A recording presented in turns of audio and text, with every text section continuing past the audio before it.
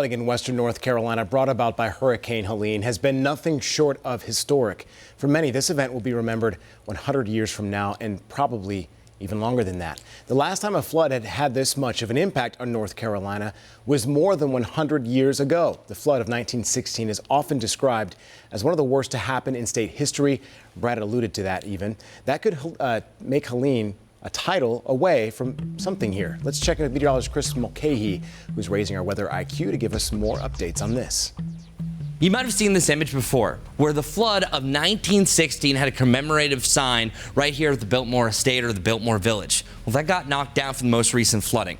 The Great Flood of 1916, like this one, had a precursor event. It was actually two tropical systems. From the 8th to the 10th of July in 1916, this system moved up and sat there for a couple of days. That provided about several inches of rain. This low pressure system you actually see from this daily weather map issued on July 8th, 1916, shows the amount of rain that's there. Then another system moved in. What was just called Hurricane number 4 for the season moved in and made landfall in South Carolina. And then by the time you get to July 15th, the heavy rain started. Look at the images that came from this. If you've ever been to Asheville, you've seen that historic white line talking about this flood. And this is also a state record. The Altapass had 22.22 inches in a 24-hour period. That was beaten in 2018 by Hurricane Florence. The record flooding was astronomical. The old record back in 1916 at the French Broad River was 23.1. Well, we got to 24, over 24 and a half. The Shenandoah River at Biltmore, and the reason why the Biltmore Village was so flooded,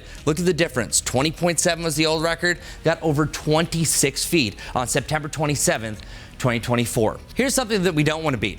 The deadliest North Carolina tropical events. July 1916 had an estimated 80 deaths. Well, as the death toll continues to rise here in North Carolina from Hurricane Helene, well, this very well could be number 1. I'm meteorologist Chris Mulcahy with WCNC Charlotte.